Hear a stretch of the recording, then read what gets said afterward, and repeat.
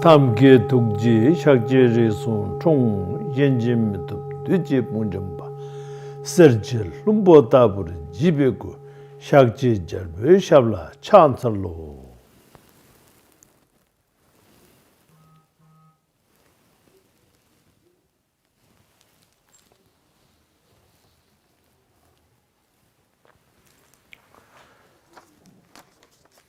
As per request, today I will be elaborating on the subject, how to prepare for death.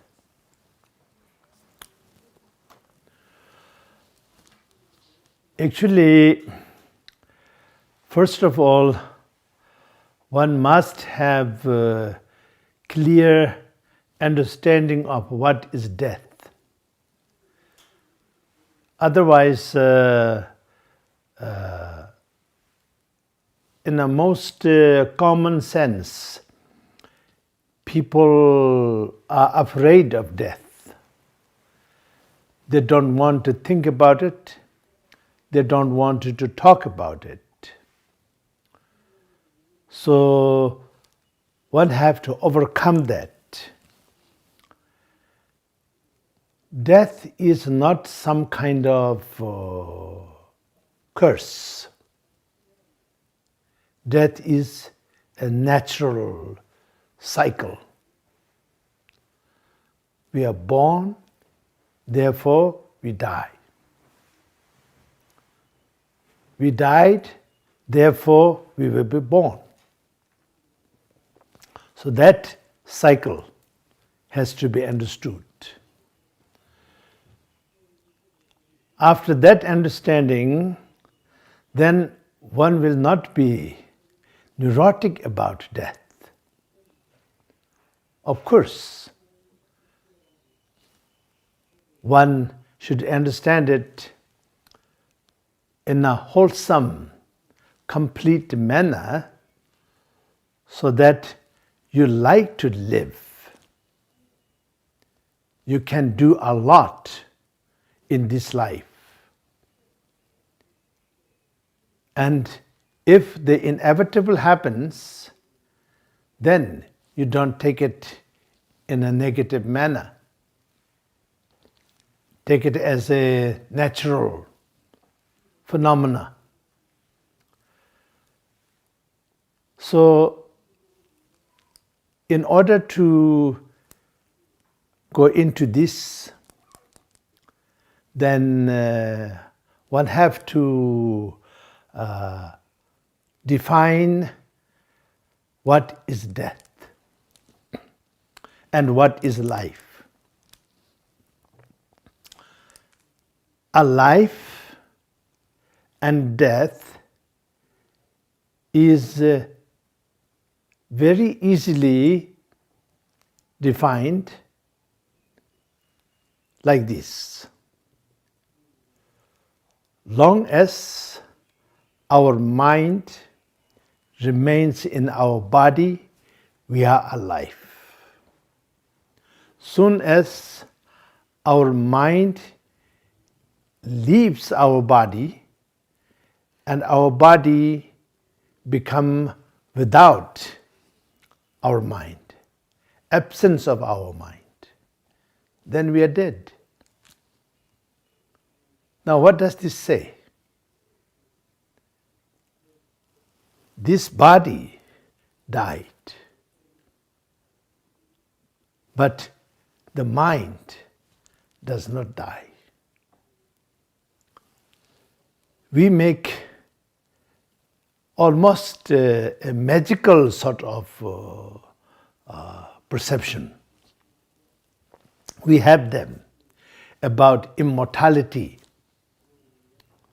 Of course, this mortal body to become immortal is, of course, magical, but not really necessary.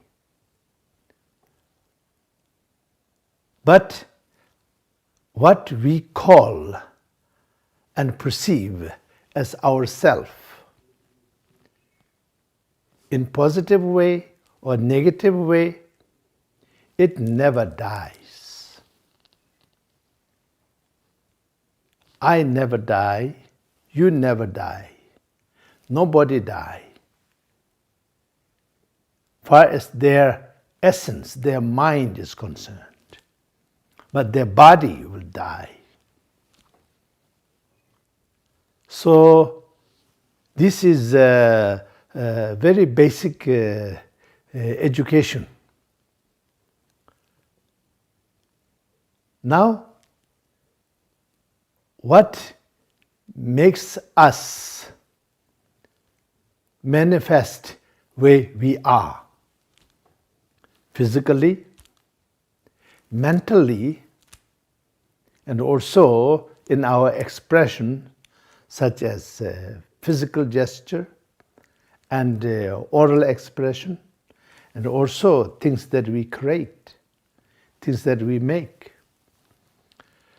So, in this, we have to understand we are made out of what? Our body is made out of 5 elements: earth, water, fire, air, and space. So, these 5 elements, how does it come together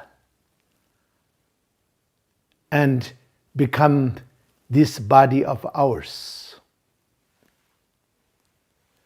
Actually, our body came to be where we are because interdependent manifestation of individual and common past action, which resonates its intention of the common and individual through the manifestation of common elements. So when I say common element, what I mean? Entire existence, highest, the God, the lowest, the hell, in between with the humans and animals. So everything that is common to all of us, as you know, in the teaching of Buddha, 6 realms. So 6 realms dwells and manifests and lives. It is the 5 elements through which it manifests, in which it manifests, in which it lives. Now, it is an elaborate, enormous subject, but when you ask me to talk about how to prepare for death, then I have to attempt to communicate to you our body is 5 senses: eye, ear, nose, tongue, and the entire body. And now this sense manifests and interacts and communicates with sense objects, which are form, sound, smell, taste, touch. So this way, it is the body that communicates and interacts with the outer existence. Now, what is special here is the sixth sense, which is the mind. Remember, I say five senses: eye, ear, nose, tongue, body, and the mind, the sixth. So mind sense. Mind sense, it perceives. If you ask what is perceived, all the Dharma. Everything that there is to perceive, the mind sense perceives. And which aspect of mind perceives it? We have to say that, because there is limited dualistic aspect of mind, and essence of which is limitless, primordial, non-dualistic aspect of mind. So, who perceives it is this dualistic aspect of mind. And how do they perceive? They perceive through five senses. The mind sense, mind, through eye see, through ear hear, through nose smell, through tongue taste, through body the touch, the sensation. So that is what is the definition of living body. But then the essence of the mind, of course, but even essence of five senses, it continues after death. The same way as during life. Only differences is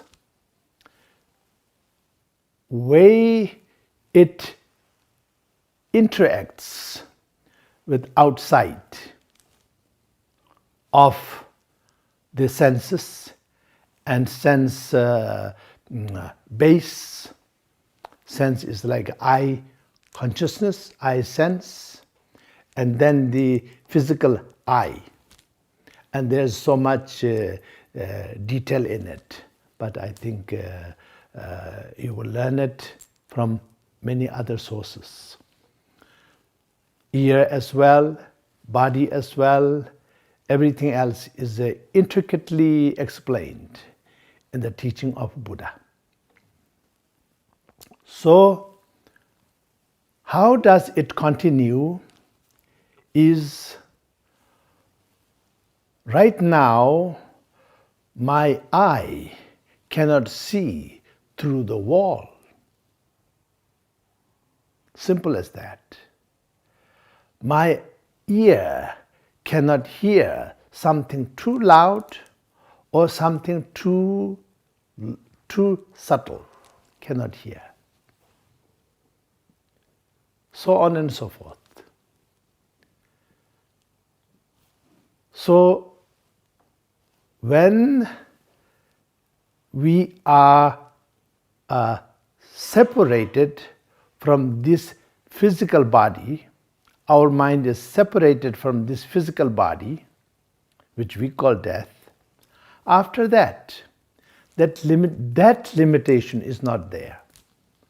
So, walk through the wall, we will say that. See through the wall, we will say this. And loudest sound as well as the lowest sound, highest, we hear them all. It sounds fantastic, but of course, if you are a good, mature, enlightened practitioner, then it is fantastic. But for most of us, it is scary, absolutely scary. That is why we are afraid of death. We died countless times. We are born countless times. Although we don't remember all the details, but in our subconscious level, we remember. Therefore, we are afraid of dying because of that. Even the toughest person, during the moment of death, then there is fear. And there is apprehensiveness. So, the mind and body connected is some kind of, let's say, perceived horizon which we feel comfortable, pleasant or unpleasant, comfortable.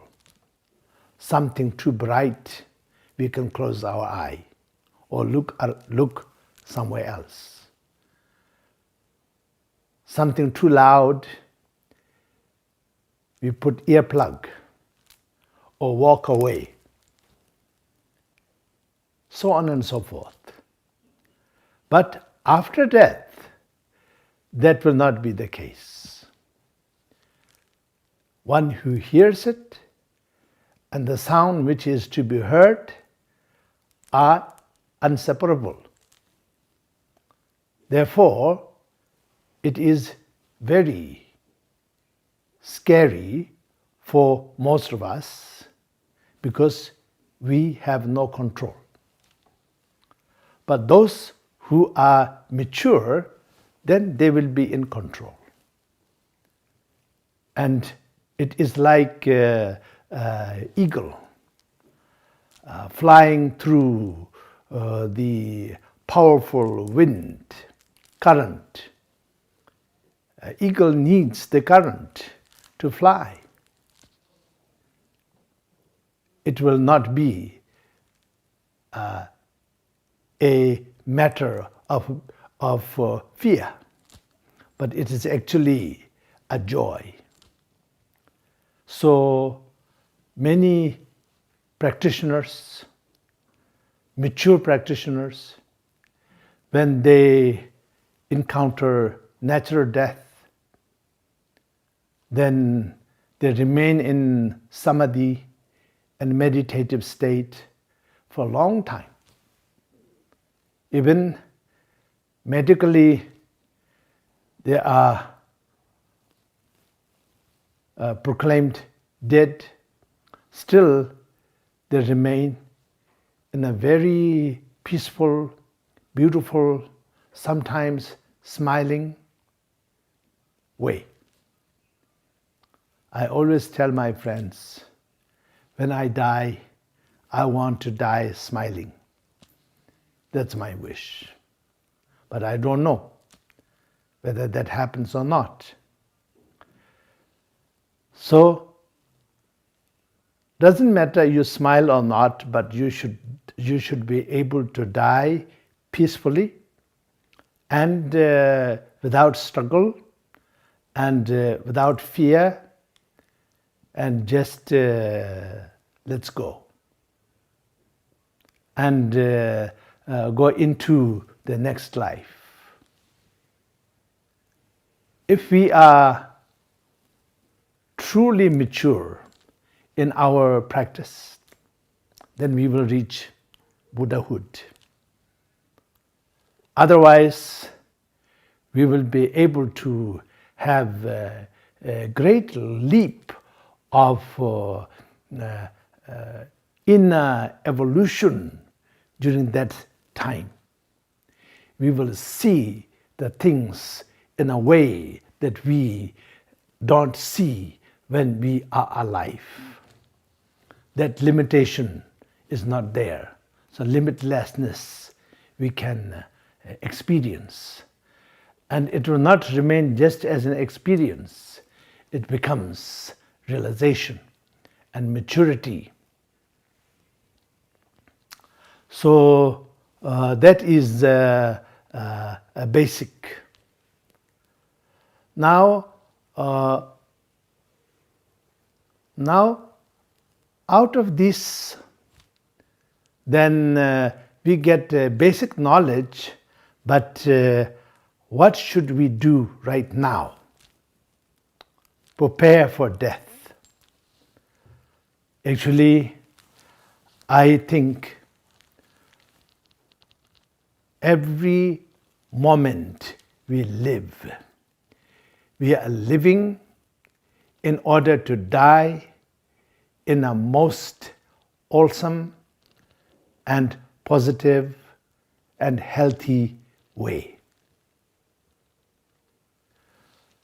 When I see some people, they prepare for their funeral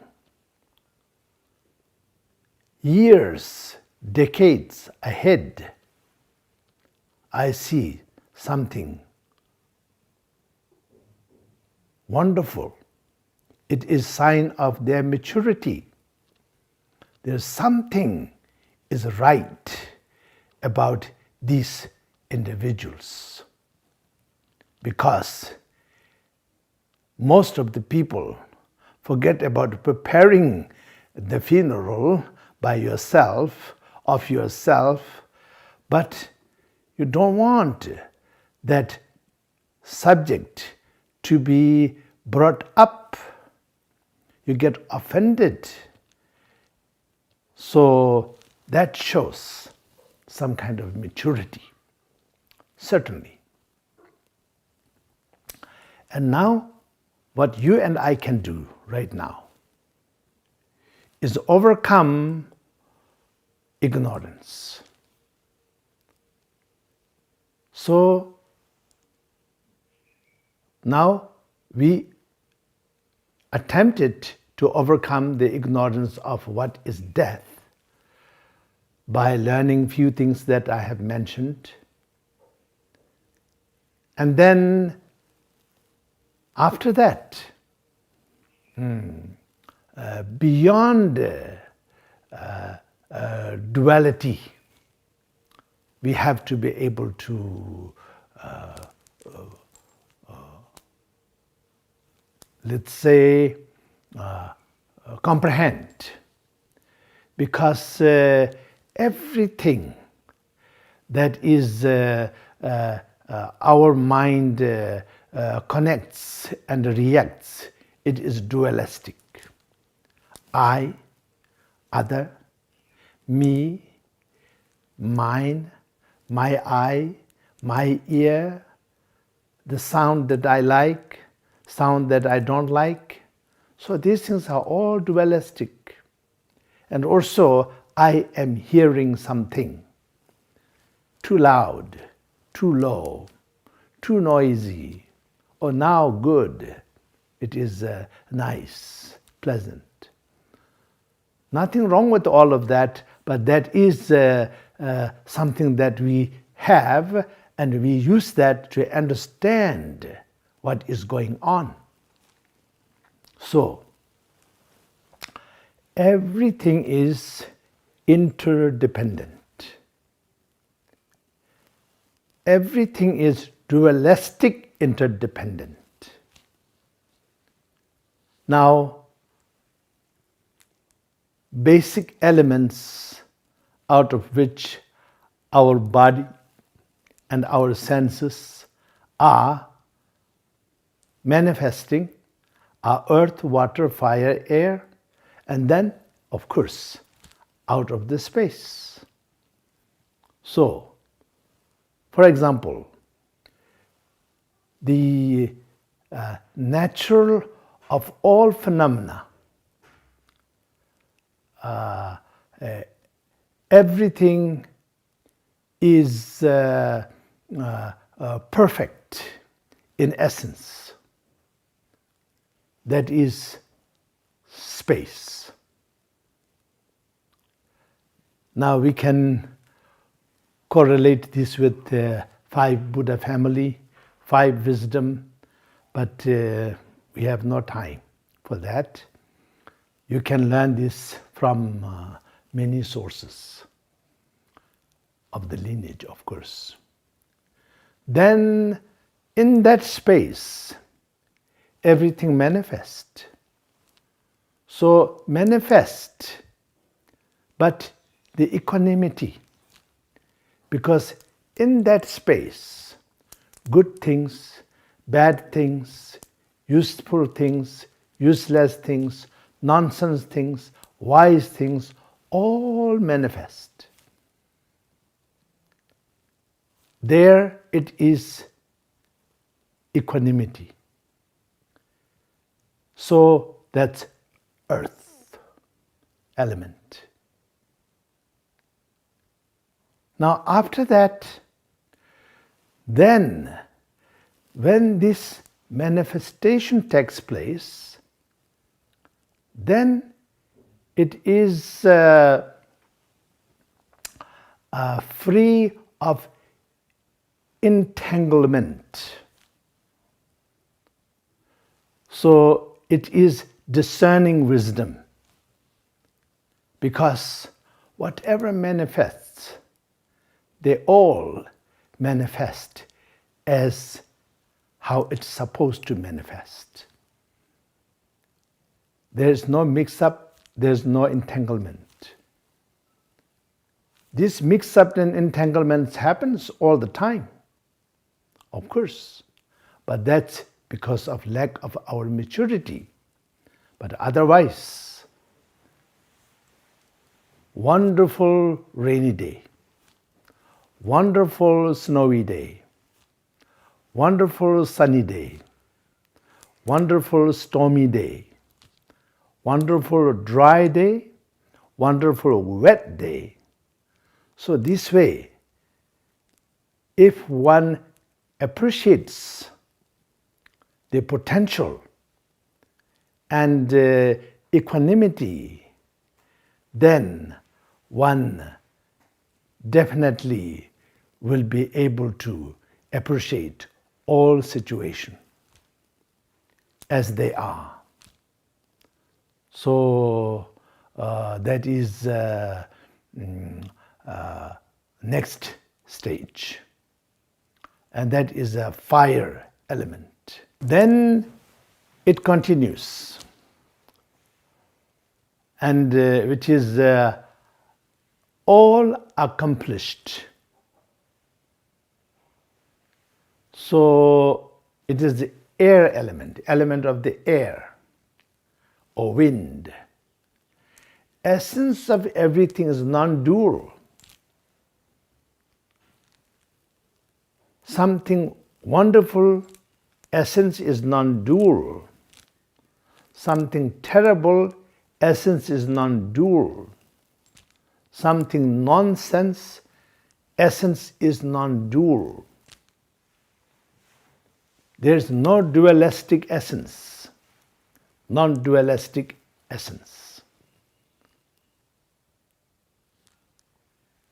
Then, next, everything is reflection, like a mirror. In the space of or emptiness, you can say, or limitlessness. So in this, all manifest, free of all limitation. Everything is mirror image or mirror manifestation of its ultimate essence. So this is element of water. And so this way we see all the 5 elements together that makes what lives and what dies. If we live with understanding, we live with positiveness, we live with harmony, then we die in harmony. That's why I always say, told you also earlier, living is preparation for dying, and dying is preparation for living. And we live this life meaningfully so that we can die in harmony, so that our next life will be at least the same quality. But of course, we should aim for better life, next life. We should even aim for absolute liberation in next life. We should never worry about having too much inspiration and aspiration. Nothing wrong with that. You should have maximum inspiration and aspiration. But at the same time, we should be realistic. Our aspiration can be as vast as space. It is only natural, because space is part and parcel of us. We are part and parcel of space. And that way, of course, nothing wrong with it. But without being realistic, then we bite more than what we can chew sometime. And we try to lift too much and break our back and forget about lifting anything, but our own body we are not able to lift comfortably. It will be agony just to sit or stand. Now, this happens because we have been unrealistic. We did not accept the reality. If I am not Hercules, I should not undertake a Hercules task.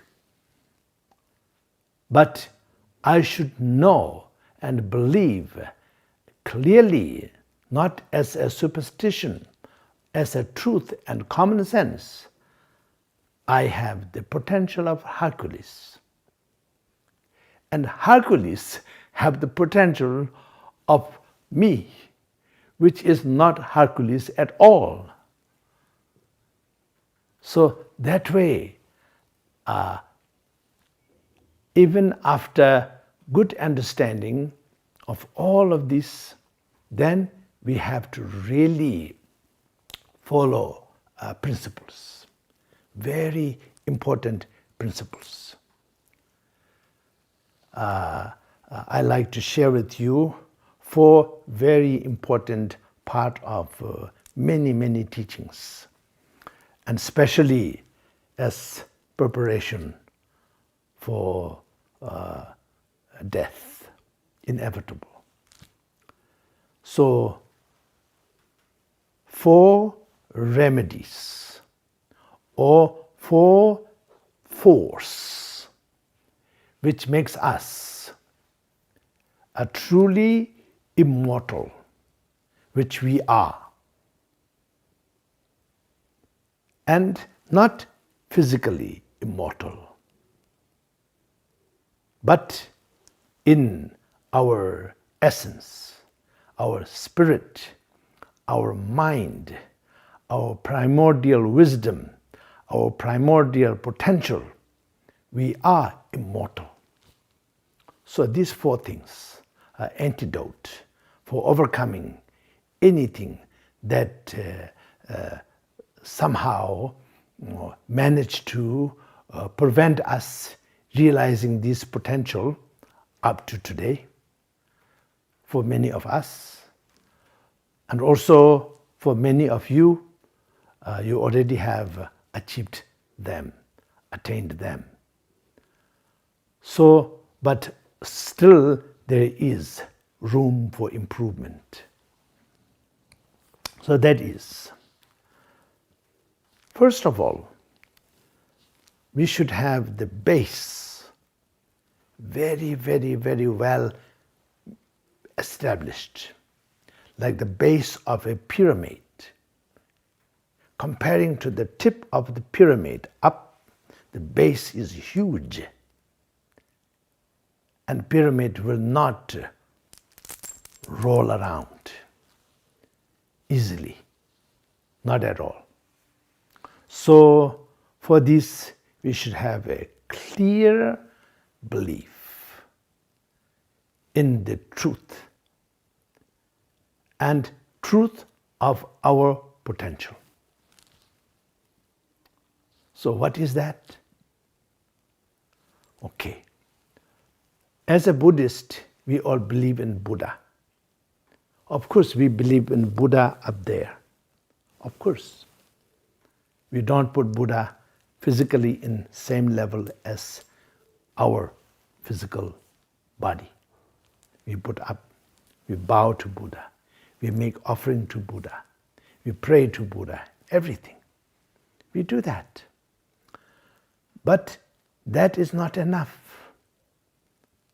The purpose of doing that is so that we become the Buddha. That is why we pray to Buddha. Not with the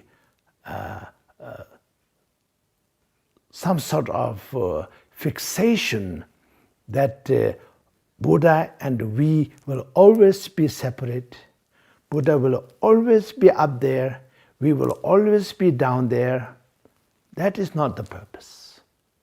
We gradually lift ourselves up by the blessing of the Buddha, by the merit of praying to Buddha and making offering to Buddha, by the wisdom of learning about the teaching of Buddha, and putting them into action so that we do miniature, step-by-step activities of the Buddha.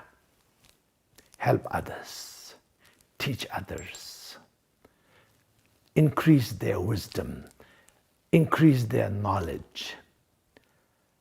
Somebody neurotic, at least you try your best to help that person from becoming further neurotic, and then at least gradually become somber and wise.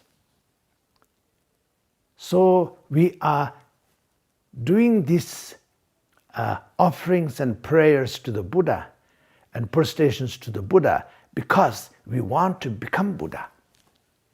It's not as a competition, but that is the teaching of the Buddha. That is the purpose of enlightenment itself. Buddha said so many times, I show you and teach you the path to your liberation. But that liberation is in your hand, up to you.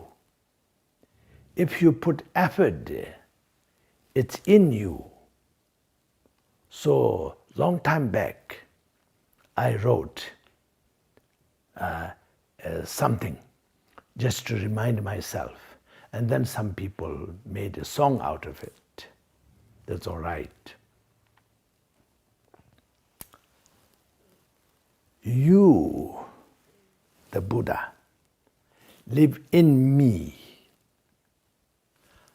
Therefore, I am your temple.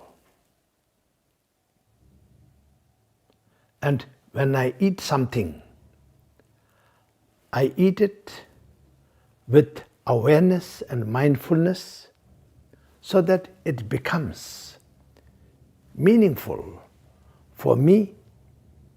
Therefore, it becomes meaningful for the Buddha within me as an offering to the Buddha. I'm not putting myself in high places, no. But every single sentient being is Buddha in the making, because their essence is Buddha. So that base is very important. Formally, as a Buddhist, we take refuge in Buddha, Dharma, Sangha. So this way we establish this. Then next is, if anything that we have done wrong, that we remember or we don't remember, in this life or in past life, or just yesterday or today, when we know it was wrong, then we acknowledge it to ourselves. If it is necessary, we will talk to others, but not necessary. We don't have to bring bad news to the others unless it is really necessary and beneficial for others. So for ourselves, we recognize, we accept, I was wrong. I did it wrong. So from today on, I will discipline myself. I will hold myself responsible so that I will not indulge and venture into such act or such even perception, mentally, physically, orally. And so that is very important. And then here, confession. But confession can be misunderstood, because if we do something wrong, then it offends the Buddha. Of course, you can think like that, because Buddha taught Dharma for all of us to become better, and we are not able to, and should be disappointing. And also, Buddha took the vow to reach Buddhahood for the benefit of all sentient beings many eons back, and so many countless lifetimes of vigorous practice and sacrifice. Then finally he attained Buddhahood. We are not benefiting from it, Buddha should be upset. But of course, it is not like that. Buddha's trust is part of enlightenment. Buddha knows all of us will never rest until we reach the freedom. Everyone. Even in a very, very negative sense, how many prisoners, criminals, who try so many times to break out of their prison, they are wrong because it will not work. At the end of the day, it will be not good. But the sense of wanting to be free is there. Will do ridiculous things in the name of feeling free. But maybe, and truly in many cases, many of these individuals who tried like that, they are much better taken care inside than outside. But the idea of being not free is what makes person to take such step and measures many times and in catastrophic result. But urge for freedom is always there. And so for this purpose, we have confession, etc., to make us feel free from that very negative thing, memory in our mind and sensation in our body. And many times it's so severe that people cannot sleep. People develop mental problem, etc., because they cannot overcome this, even physically. And so it is like a biological evolution which somehow is so good, so that when there is something negative, it wanted to get it out. It wanted to get rid of it. It's like when we have too much something in our blood, then it comes out in a form of a boil, and in the most wrong place, on our face, on top of our nose, on our cheek, and painful and terrible in sight. So it's like that. And so this is a scientific and biological that we like to be free. And now, then next is we should have dedication. A dedication which will come out in a very nice way. I say,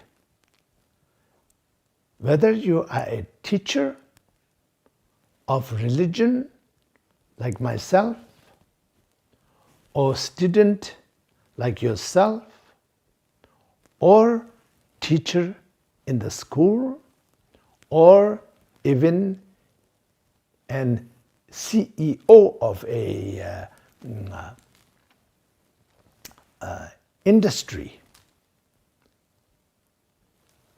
you should have the sincerity. We should have the sincerity and honesty and clarity, and that will make us have the ability. So that is extremely important. And now that is to have valid and mature and truthful and genuine common sense principle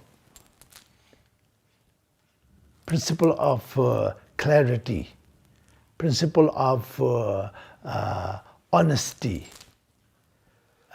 So this way we can be effective and productive. And what will come out will be nothing less than what will define awesomeness. So, now, last one. Actually, in this life, in a very, very basic worldly sense, we should do our best to think clearly in everything that we involve. How to relate to that? I make it very simple, but it can be very, very complex and enormous of a task. But very simple. You don't leave any unfinished business. So we do our best to do everything in a such way that if I cannot get out of my bed tomorrow morning and my friends will find a dead body in my bed, then I should not be leaving so many unfinished business, unfinished situations that those who live behind and those who I leave behind, they have to deal with them for years and with all kind of fear, all kind of unclarity, all kind of mess. Should not. We should be orderly as possible in our life. We should be disciplined as possible in our life, so that after our death, consequences of our carelessness and our lack of mindfulness and awareness should not cause any suffering, any disharmony to anybody. In our life, we do our best, directly not causing them, but after our death, then we should not leave a big mess behind so that everybody have to handle them. And it would be very difficult if we are not clear, if we are not sincere, then those details, they will be kept away from everybody in secrecy. Then so many will suffer. And of course, if you are writing books, if you write 100 books and 50 finished, 50 not finished, that's not so good, but it's okay. It will not give anybody any trouble. But if you have 100 business and none of them are complete and everything is not clear, And it's like take one piece from here and patch on that one, take one piece from there and patch on that one, and like this, just for a stopgap measure, then you are not very good and wise person when it comes to the welfares of those loved ones and dear ones who are left behind. So it should be clear as possible. Of course, in samsara, there's no such thing as 100% clear cut. There's no such thing. Everything is interconnected, as always mentioned. But we do our best. That should be in our conscience. And we should remember the impermanence. Everything is impermanent. Even the sun is impermanent. Planets are impermanent. Everything is impermanent. Our life is impermanent. We should always remember. But then when this is misunderstood, then we might do things thinking that a sun, the moon, the stars, the planets, everything will be impermanent, so that we don't have to worry about environmental issues. Not at all, not like that.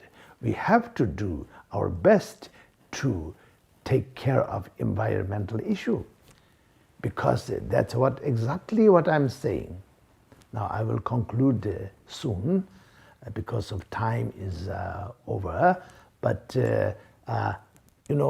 environmental issue is exactly that. We take everything for granted, and we take all the resources, and we create so many things that consumes so much of our resources, and we almost addicted to them, and definitely we are dependent to so many of them, and that way we will leave a big mess behind for next generations to solve.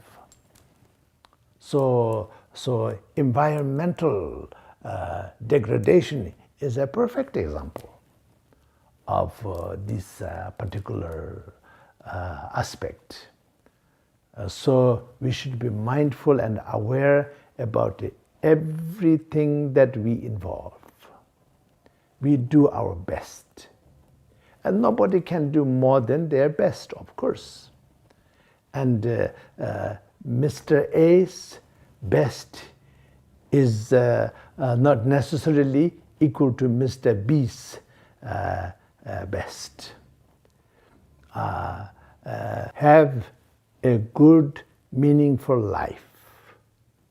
So we will have positive, harmonious, meaningful, natural death. All the best. Buddha bless you, Buddha bless you, and Buddha bless you. First one, to purify all the bad karmas of the past life and the past time, and also enrich all the good karmas of the past life and the past in this life. And second blessing is, presently we should be able to live most meaningful life.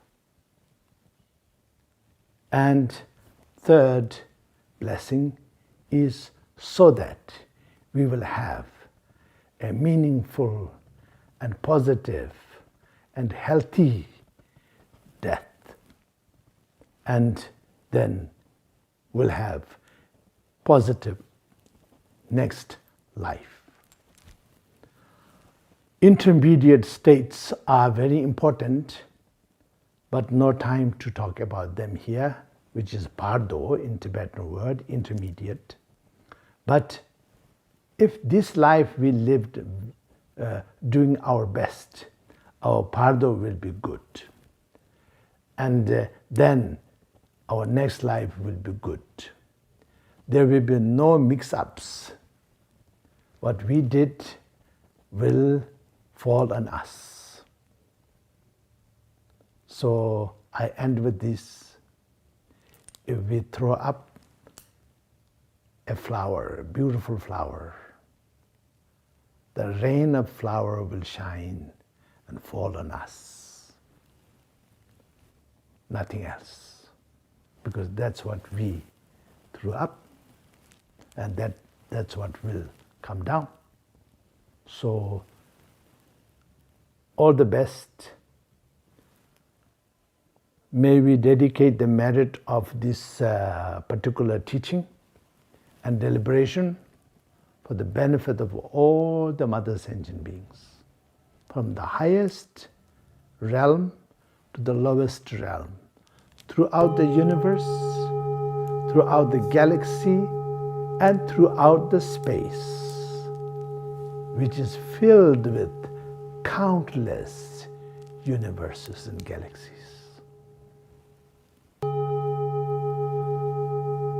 Chanchu semcho Rinpoche mache panam jijuruji jepan nyamba mebarya kone konde pelwar sho.